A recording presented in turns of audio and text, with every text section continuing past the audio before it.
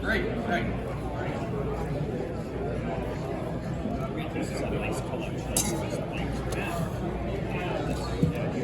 What are you asking for the helmet?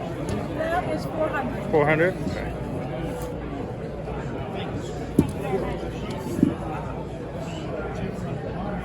And what is this right here? It's Italian. Oh, it does look Italian. That's right. Yeah, it's definitely Italian. Take the pins out. This is a really cool ashtray. Wow. They just slid down. So I'm here and I'm hoping to trade. I have a German wound badge. I'm hoping to trade it for something. First, I got to get it checked out to see if it is real. All right. So there's a lot of experts here, and they're gonna help me out. There's a lot of fakes out there, so let's find out. I want to see if you can authenticate this, if it's real or not. I brought this from my house. It came with a little grouping, but I'm just not sure if it's real. We have a bunch of that stuff ourselves that we bring to show other people. Yeah, exactly. That's why we're here. Somebody painted it black. Yeah, they clean Really? I thought maybe it was like tarnished or something. No, it's got black paint in there. Black paint. Okay. This is really a nice quality. Okay, on the face of it, I would say yes. This is a fine silver wound bag. Okay. Yeah, but someone painted it for Why did whatever they paint it reason. black when it was silver? To make it look more menacing, maybe. The black was Well, the the black first is. one. Yeah. Oh, And I then see. silver's the second, and then gold. Oh, that's really So you think silver, that would be much better. that's really odd. Where did the group come from? Not that it really matters. It came with a little GI grouping. It was unnamed. There was a European campaign ribbon in the grouping. So Oh, that's a nice quality. This is a really nice quality silver wound bag. oh, good. It's good to hear. What do those usually go for? A couple $100s? Maybe you're not set up. Silver wound bags. That's the holiday.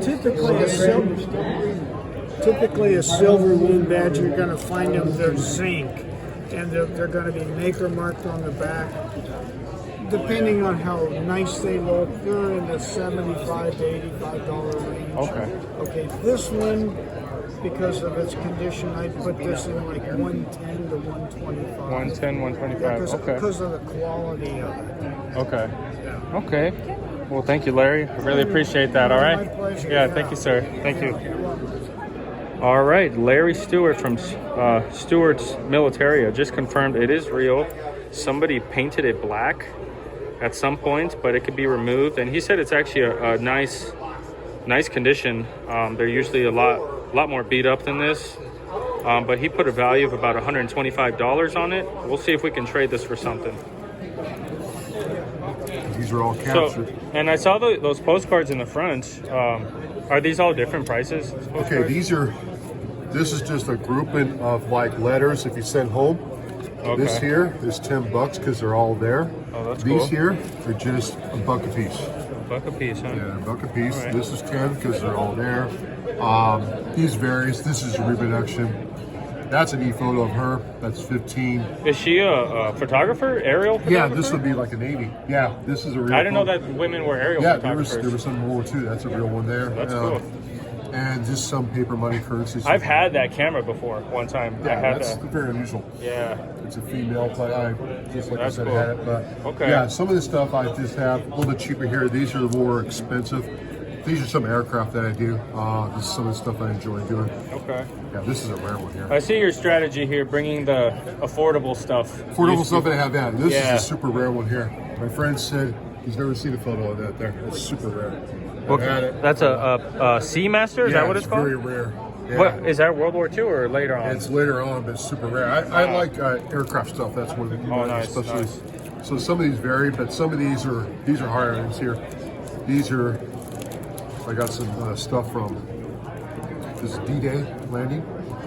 Oh, wow. Beach. That's a rare one there. Original? Original one. Yes. What are you asking for that one? That's $100. This is another one from D-Day, $100. And these are capture ones, they're 100. These are original ones. So these are stuff I have in my collection. I sold it to a guy, traded some D-Day British stuff. These are my last ones. So Let me I look kept- at that D-Day again. That's This is the D-Day. the beach one. What's this right here? Is this a little prop gun or? It's a prop gun, Yeah. but it's Voight. You know, it's an Air Force holster. Oh, okay. That's cool. And, I just put it in because that's what it would be, and so I just said, well, I'll sell the whole thing. Okay.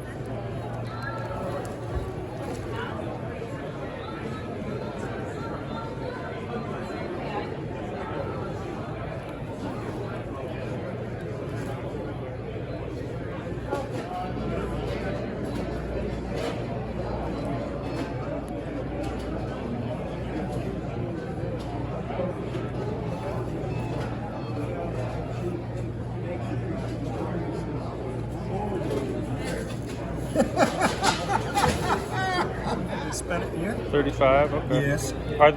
So they're probably all different prices. Yes. Okay. What about the Merchant Marine one right Merchant here? Marine one? Yeah. Oh, wait a minute, he may have a price. Oh, No. oh. Nope. No.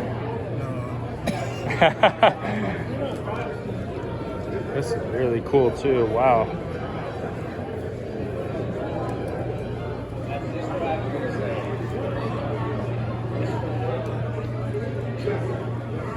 $30. $30. Okay. Yes. Okay. Okay.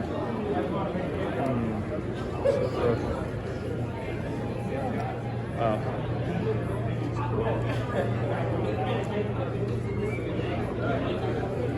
35. I like this one. Army War Show. This is so cool because it has paratroopers on there. Would he do $30 on this one? I'm sure. Okay. Yeah. All right. Let's do it.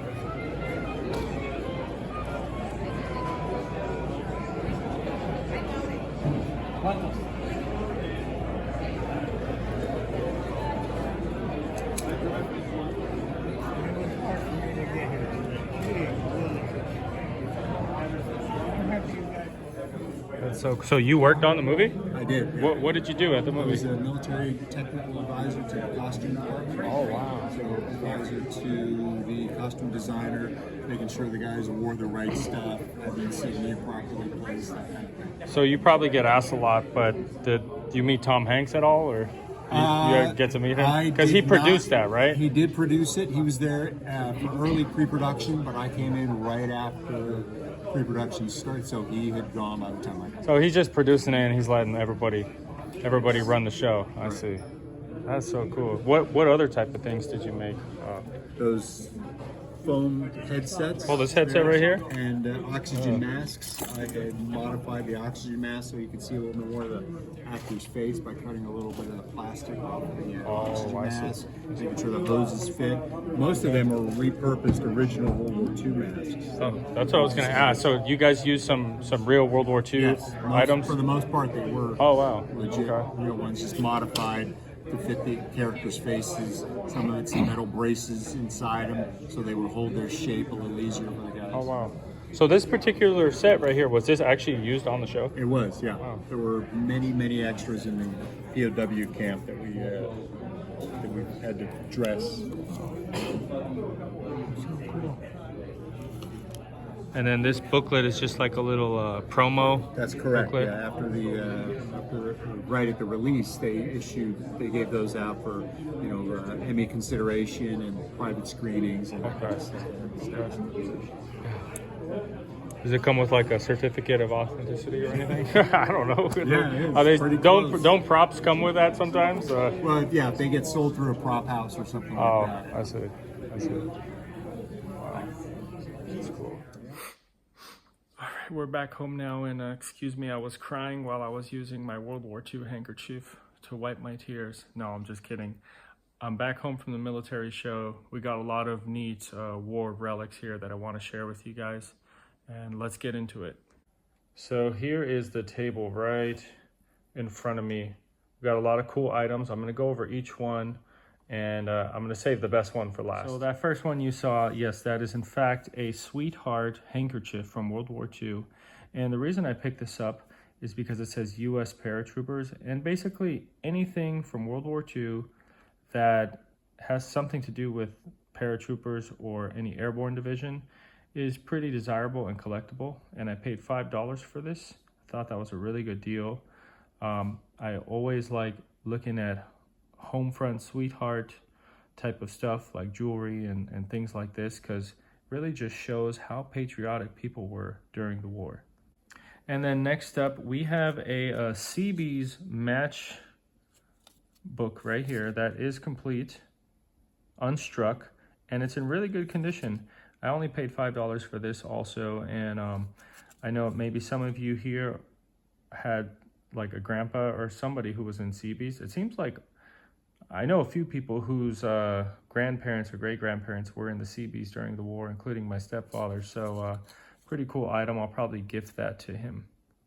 Okay, and then right here, you guys, this is a World War II watch by Civitas, and this is actually a German watch. And on the back, it says DH on the sides of that serial number. That signifies that this was, in fact, a military issue watch to a German soldier during the war, which is really crazy to think about. You kind of, I've said this before, and I'll always say it. I don't like watches just because they're timepieces. I like them because they tell a story, and it's crazy to think and wonder who actually owned this watch and during what events or battle or warfare they wore it through. But I did pay $200 for this, and I traded a little German pin, so it was like a partial trade, and I plan on getting this repaired because I don't think it's running consistently. And then I love old photos from World War II. Here is a small little photo right here. Looks like this probably came from somebody's photo album, but this is of some German soldiers having a gay old time, just smiling. You got his German helmet on his utility belt, his gas mask around his neck. So I thought this was a great captured moment right here. And then we have another German photo of a young man. He's got his German helmet. He's got his uniform, and he is looking like he's going off to war, happy to fight for his country.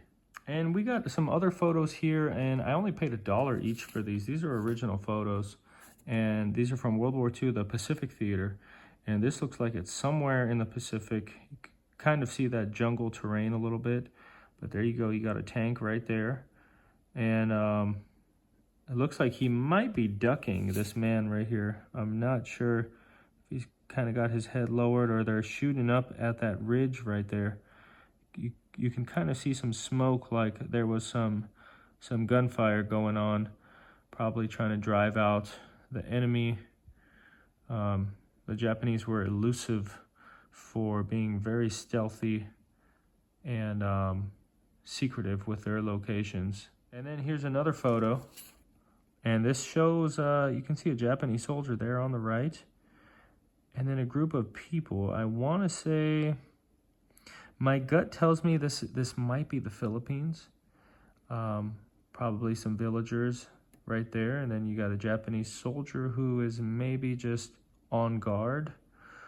Or this could be a Japanese prisoner of war, and this is a U.S. serviceman who took the picture.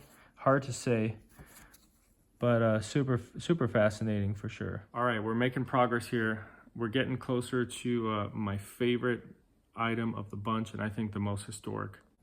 So here is one pair of binoculars, and I think I only paid like $10 or $20 for this binocular. And the reason I picked it up is because it just looks pretty cool. I love the age look to it.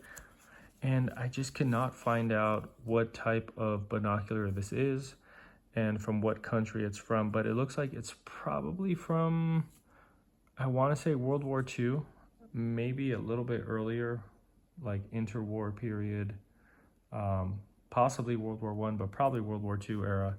And it's pretty beat up. It's a nice relic from the past, nice paperweight, and it does work. But there's no markings on here. Most of the markings have been, I think, worn off and scratched off from over the years. So let me know in the comments, what country do you think this binocular is from? All right, and next up is another pair of binoculars. Didn't pay much for this either. And this is, I thought it was German at first, but I just got confused. It's actually not German. That is, I believe, French. So these are French binoculars. They're probably from World War II era, but I don't think they're military issue. I think they're civilian binoculars, but still pretty cool. All right, next up is this little envelope set.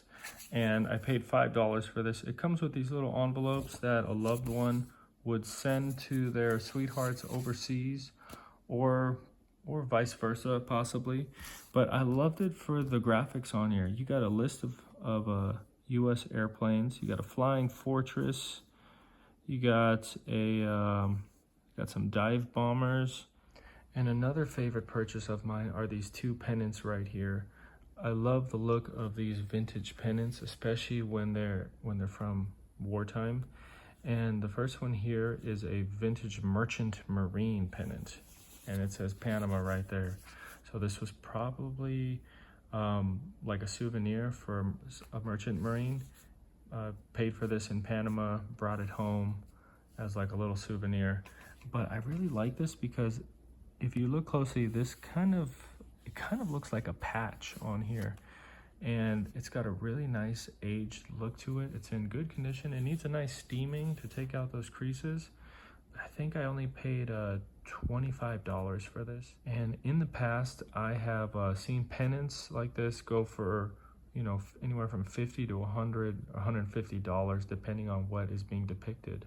Like this one above here, I love the depiction on here because you got some paratroopers on there. I love anything paratroopers from World War II, and that definitely adds to the value of this. I paid $30, I think $30 for this one, but this one's got some great illustrations as well. It's got a little bit of tears right there, but I'm also gonna steam this to take those creases out, so I'm really digging these.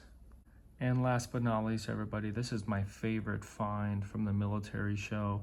This is a pretty stunning photo of the Normandy beach. And this is not during the Normandy invasion. This is probably the day before. So this is a reconnaissance photo from an Allied airplane. I think it might be a British airplane. But you can see right here, this is the beach. You got these things, I forgot what these are called, but they're pointing towards the land.